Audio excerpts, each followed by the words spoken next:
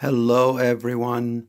It is April 4th, 2020, and we're going to do some readings from this book, Sacred Intentions, that I wrote many, many years ago.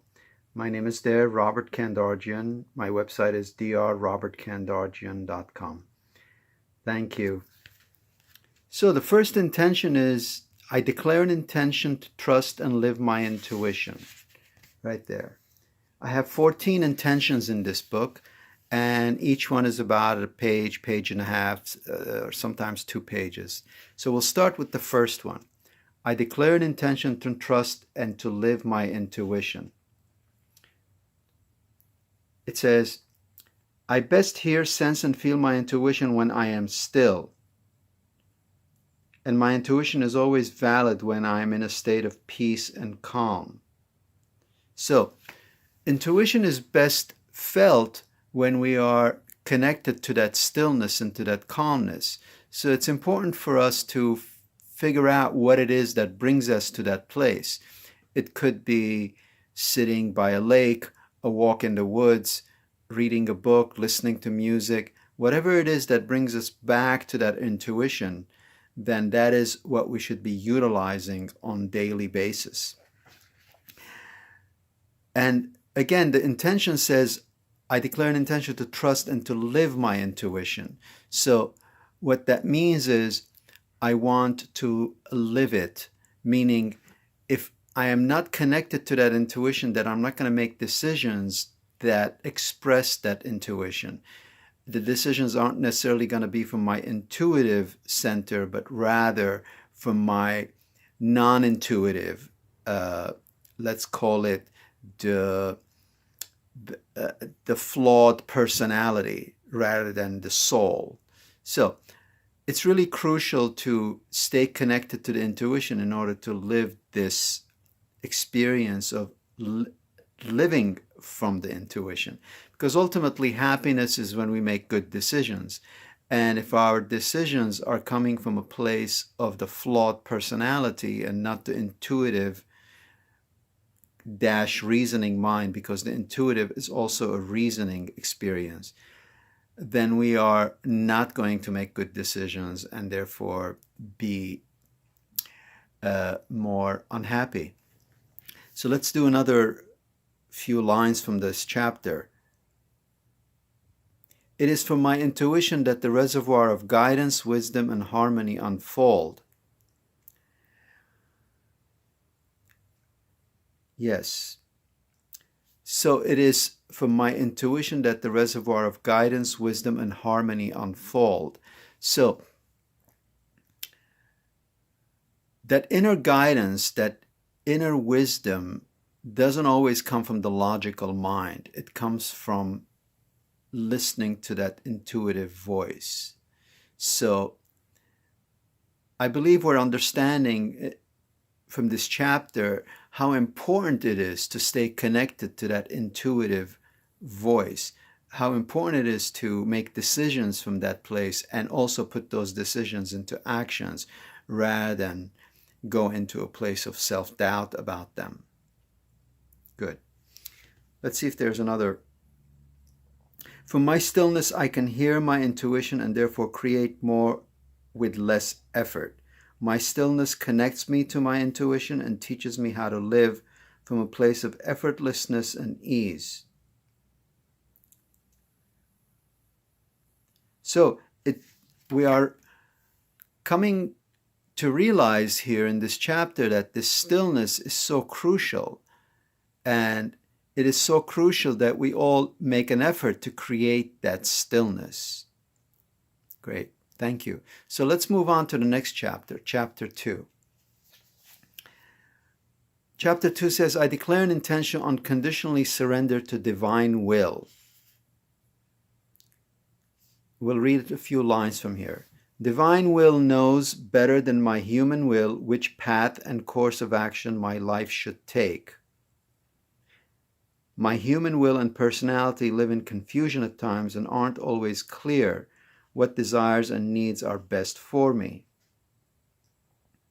Right.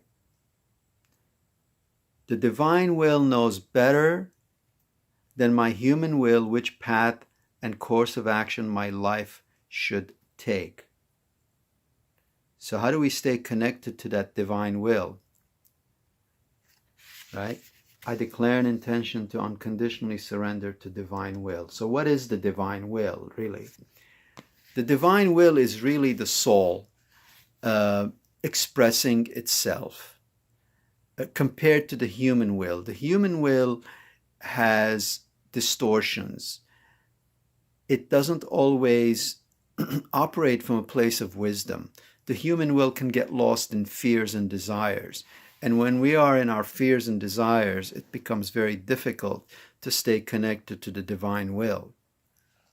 So, the healing here is that in order to surrender to the divine will, again, we must go to that place of stillness and listen to it and put it into action, because the divine will within us, or soul's will, is a better decision maker than the human will. As we said a few minutes ago, when we are lost in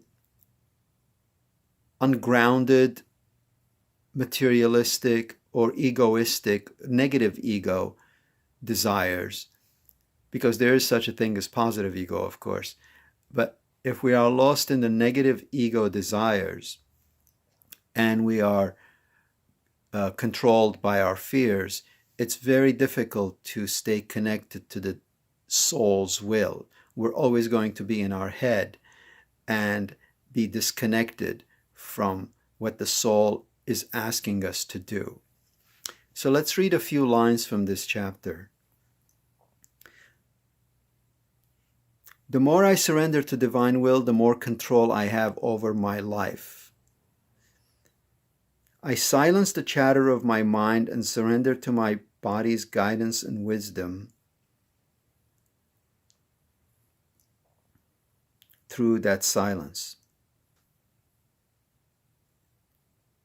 So again, we're coming back to this theme of stillness and silence, to this theme of reducing the chatter in the mind in order to really understand this experience of surrendering to the soul's will rather than to the personality's desires and fears. Good.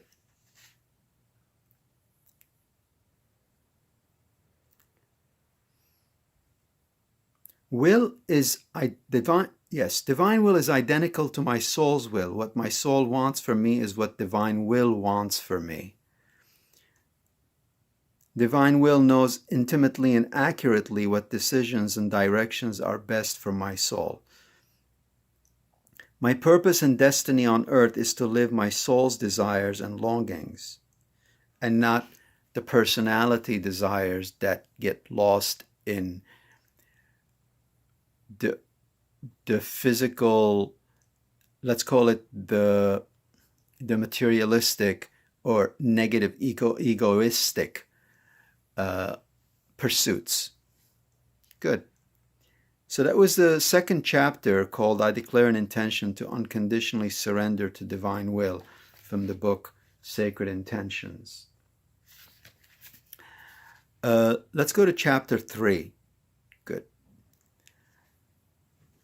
Chapter 3. I declare an intention to ask for help and know that it is safe and fun. Good. Right? I declare an intention to ask for help and know that it is safe and fun. Good. To be fully present on earth, the feeling of safety and fun must run through every cell of our body. I create safety by the company I keep, the joy I draw from my work and hobbies, and the trust and faith I have in God and in myself. Right? So,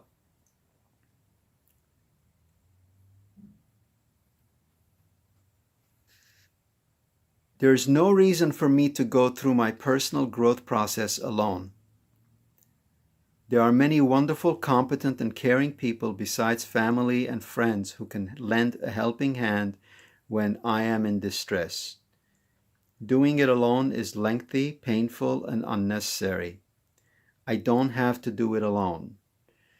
And this is a really important piece. I don't have to do it alone because uh, so many of us have grown up into believing that we should be able to do it alone. And there are things that we can do alone, but life is more enjoyable and certainly more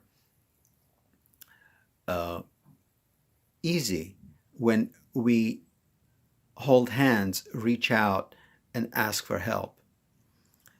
Of course, in order to do that, we have to work through our fears and our blocks around this asking because everybody has a different reason why they don't want to ask. Perhaps it has to do with burdening on other people. It has to do with feeling shame or humiliation around this question of asking. So we need to do some soul searching, kind of go inward, look inside, and ask ourselves, why is it that we are not asking for help? Or why is it that perhaps when somebody asks us for help, it's easy for us to give it to them, but not necessarily for us to receive? So this asking piece has a lot of dots to connect to early childhood experiences where we learned, or we were perhaps not learned, but certainly we were perhaps guided and programmed into believing that we should be able to do it alone.